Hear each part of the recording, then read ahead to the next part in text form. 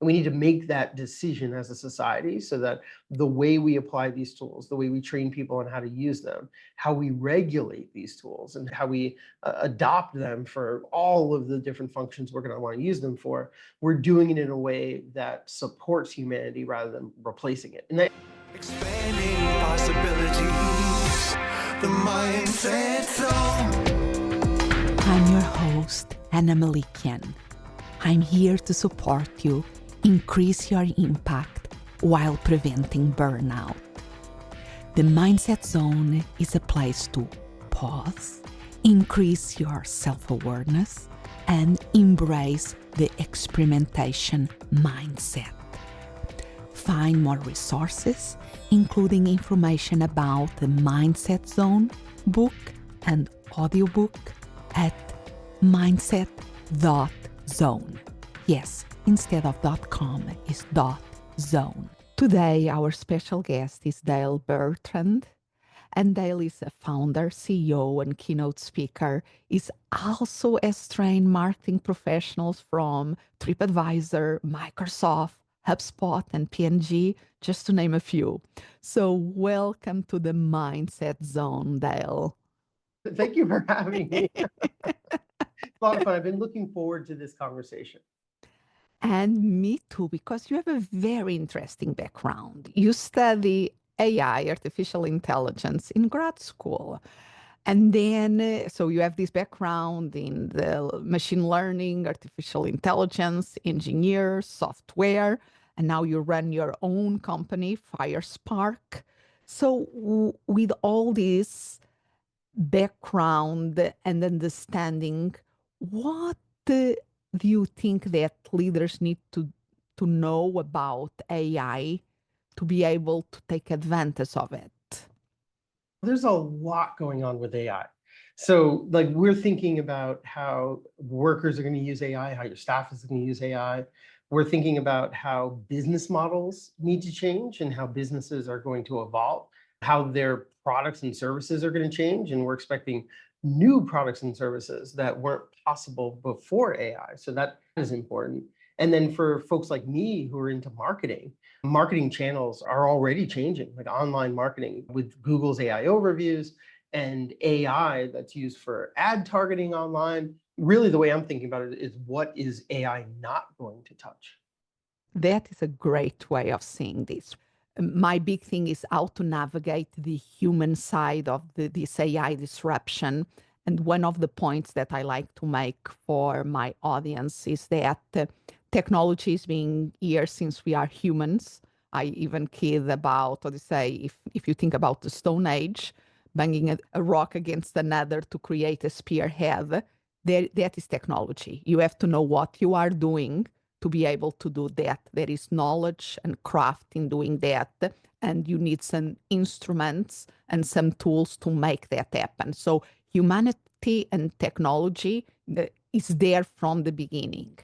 Now, with the advances of this new type of technology, especially with artificial intelligence, is something that has the power in a fast way to revolutionize a lot of the things, like you were saying, what the employees do, the leaders do, the business models, the new products, the new services. You are speaking concretely about marketing, because that is the area that you work day in and day out. And you are asking that question. So what is this technological revolution not changing?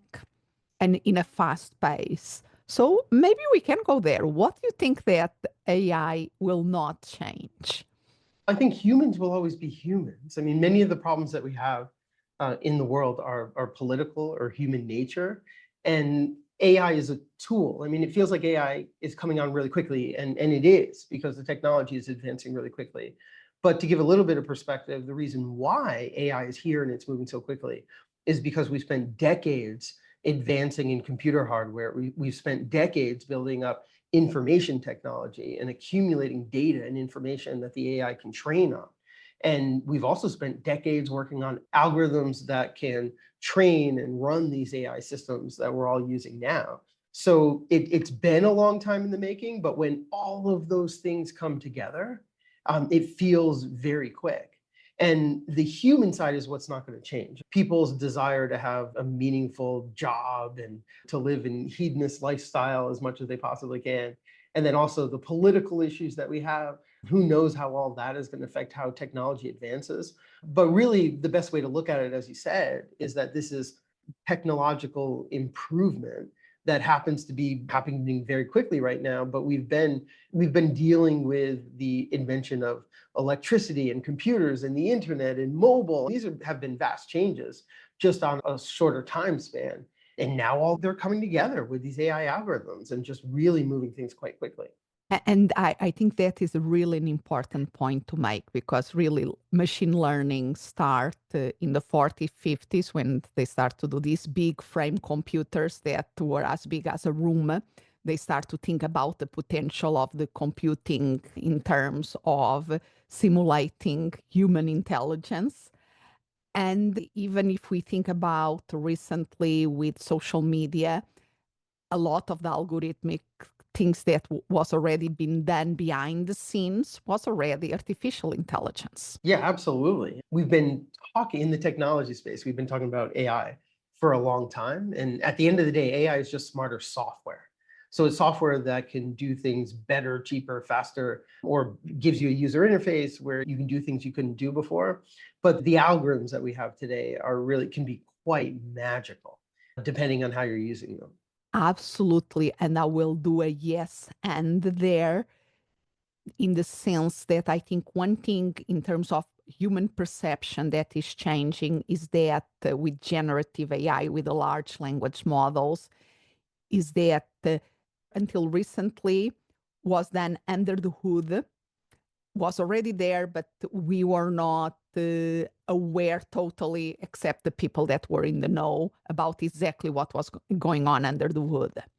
Now with generative AI, and when we are interacting with the ChatGPT and seeing the results, or even with the Midjourney and see incredible images that are generated, we are in awe how a machine can do things that we thought that were uniquely human to produce, and almost creates like ambivalent feelings and fears and reservations, because it's that things that we consider part of identity that suddenly a machine now can do that.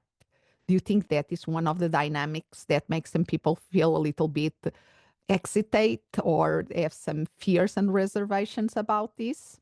Well, absolutely. Regardless of what you do for work, we're living in a time where you feel like the robots or the AI is coming for your job. Even if you do work with your hands, Elon Musk is talking about building robots that can run factories. It's really wild. So I think we as humans and our leadership and the political sphere need to decide that this technology is going to be used to advance humanity, not to replace it.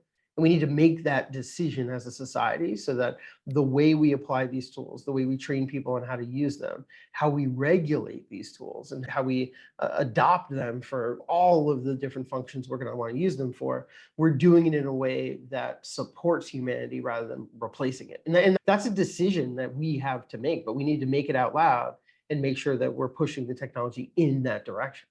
Let's focus on that, because that is like my soapbox. I absolutely agree that we humans are the key here. If we react to this, is our instinct to the least reacting. It's not a good thing. We really have to be proactive and create that frame of reference. You are speaking about the guidelines. You're speaking about a decision to leverage this to the betterment of humanity. So from your point of view and from your experience that is in-depth knowledge about the technology and experience as a leader and as a trainer and speaker and consultant of big organizations, what will be a good frame of reference to help us to make sure that this will be something for good and not just to create more chaos and burnout out there? I think we need to be careful because the jury is still out in terms of what the actual effect is going to be. We all want the best possible outcome, which is that all of us who are using these tools benefit from them rather than feel like they're taking over from us. So it's really about taking a look at individual job functions and realizing that jobs are made up of tasks, not just jobs. So it's not going to take your jobs, but it might take your tasks if you're not paying attention. So there are some tasks that we all have on our plates that we would love for the machines to take over. And then there are other ones that give us meaning in life, and frankly, we get paid to perform, that we don't want the machines to take over. And we need to protect those. Now, we can't live in a world, or we can't allow the world to become a place where if it can be automated, it is, simply because it can. Nobody stopped to think about whether it should be. Like it. So let's think about the example. You are the CEO of your company. You have people working for you. You are working a lot in search engine optimization, content strategy. You have a content strategy agency. So how are you integrating these new tools? And what are the mindset shifts that you have to help your team to make around this? There's a number of mindset shifts, but one way to think about it is we do things like we'll put together marketing strategies, SEO strategies, content strategies. We'll write content briefs. We'll deliver reports. We'll deliver agendas and for meetings and next steps after the meetings. Like, these are all deliverables that generative AI can help out with. And really, one of the keys is that you're using the tools to make those outputs better before you try to use those tools to like automate those outputs. If you were to take the position that we've got these new generative AI tools and I can get my clients' monthly reports done in half the time by automating a bunch of, I don't know, building tables or pulling reports or all that kind of stuff, that may be true, but there's going to be some degradation in quality if you do that. Like, it's not going to be 100%. And you're headed down the path where, sure, you can cut the time in half, but how's that going to affect the output? How's that going to affect your staff? How's that going to affect be detrimental to the process? How much is that going to hurt you where you don't have humans doing the work who can help you build the next version of the strategy? I'm not saying that efficiency and productivity improvements are bad. There are definitely some tedious tasks that we would love to automate. What I'm saying is, instead of starting with automation and trying to just get time efficient, like hours out of it, start with quality improvement. So what I mean is, if you're doing a marketing strategy, there's a lot that could potentially go into that strategy. And a lot of it you don't have time to do. You might interview some customers, 5 or 6 customers, but not 20 or 30. You might read some books. You might look at some competitors. You might look at their paid campaigns. You might look at their websites. You might look at their SEO campaigns. My point is, there's a lot that you can do when you're putting together a marketing strategy to get to, let's say, the right answer, whatever that is.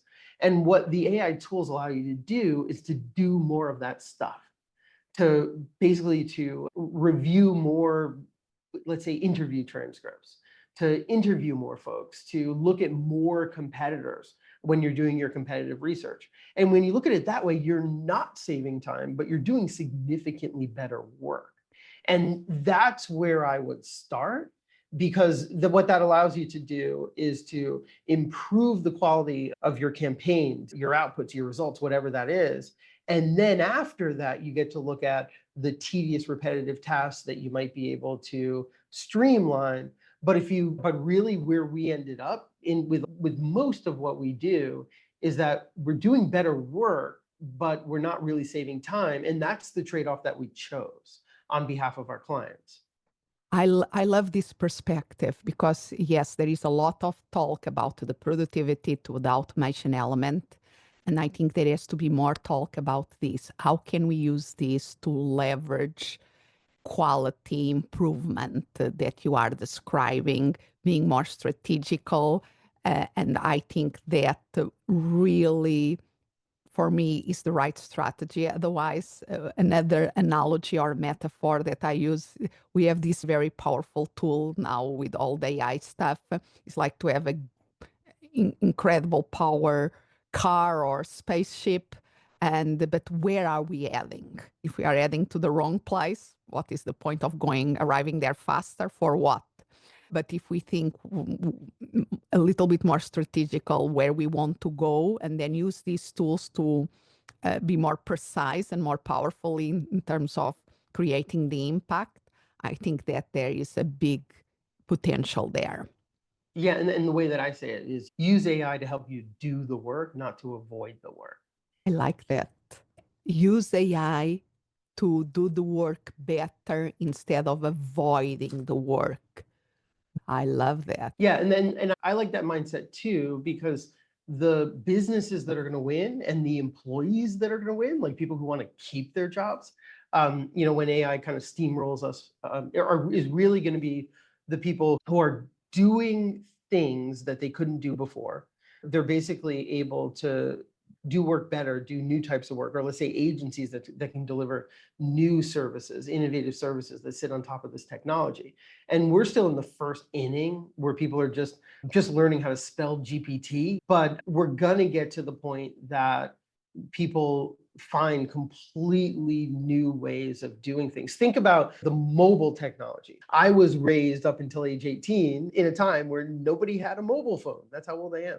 So I didn't get my first mobile phone until after college. I was in my early 20s. But when I got my first mobile phone, I was thinking of it as a phone. So I didn't have to be home to make phone calls. I could be out on the street or in my car. Awesome. That's why I bought it. But I never would have imagined that it would allow me to order food or hail a taxi, hail a ride, or I could buy plane tickets on my, I would never would have imagined in a million years. That's what I would be using it for eventually. And AI is the same way. Right now, the limited way that we're looking at AI is that it can do some of the stuff that we already know how to do. So it can write for me, and I understand that because I know what writing is all about. I've done a lot of it.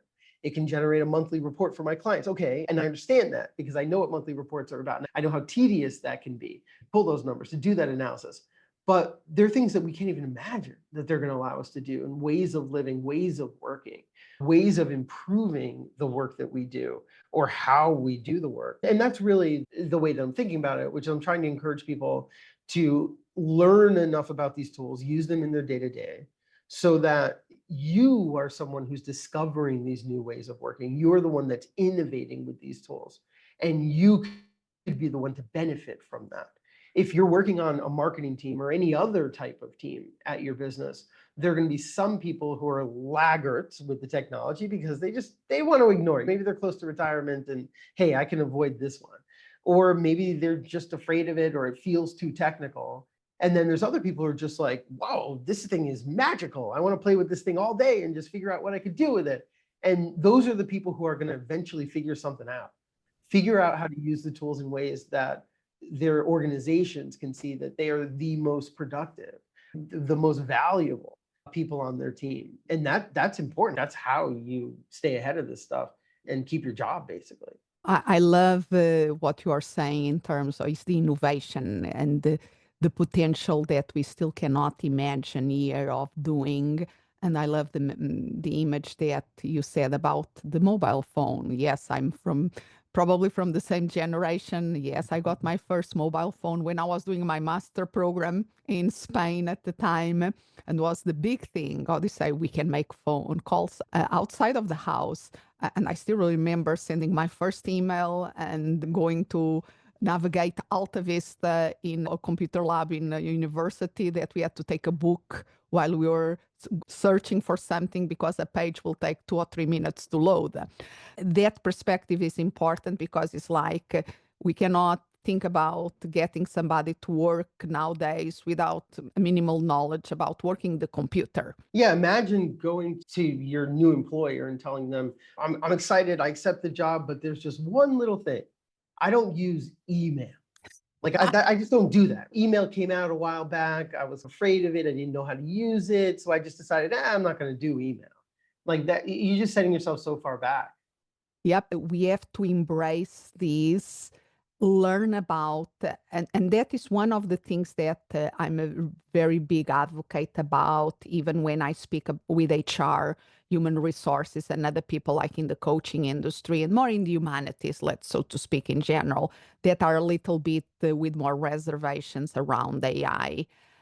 we need to have a seat on the table for those people, and those people have to do the work of learning about AI to be able to have an informed opinion on the table. Because if we want to use this to innovation to create a better future, we need a diversity of voices on the table. Absolutely. And I think a lot of people think it's the tech people who are going to really excel using the technology. And sure, they will make a lot of money selling the software. Like, I get it. But what I've seen is people who are domain experts, whether you're a tax lawyer or a marketer or an SEO expert, it's really that domain expertise that is amplified with the AI tools if you're using them correctly. So that whatever experience you've been able to build in your field, whatever that is, if you can really amplify that and apply it using AI tools, that's what's going to make you the most valuable. It's not the person that knows how to program. I was a programmer for a long time, and the AI can do a lot of that for me now. So it's really whatever expertise you have and using the AI to amplify it.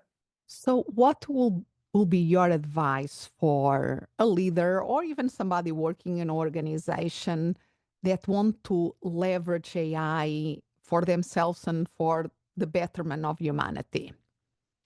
What I would say is, number one, everybody needs some kind of training or learning. It just helps a lot to see other people using it well and to realize, oh, I can use it for that. And that's a way of using AI that I hadn't realized before. So that's really important. Another piece of it is you need playtime. And if you're a leader, the folks on your team are going to need AI playtime where they can start to build that intuition as to what it's good for, how to use it, how to get the best results out of it. And then there's a third piece of it, which is that it's moving really quickly. And I've always been really curious about AI. So if a new tool comes out, I want to try it.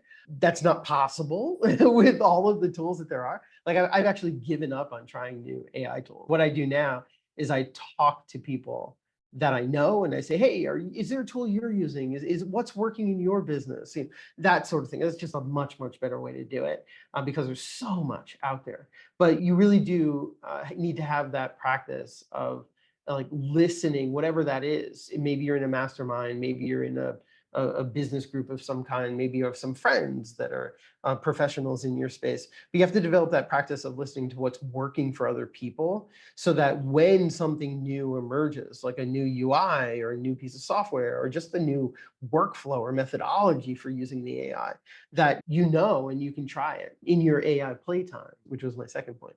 I love that. And I will add from your own words, focus first on doing better in your area of expertise, and then instead of avoiding doing something. Do the work. That's what I always tell people. Use AI to do the work. I have 2 teenage daughters, and I don't want them to be lazy. I want them to do the work. Yeah, so then when I teach them how to use AI eventually, hopefully I get to do that. It's like teaching a kid to ride a bike. Now it's teaching your kid how to use AI.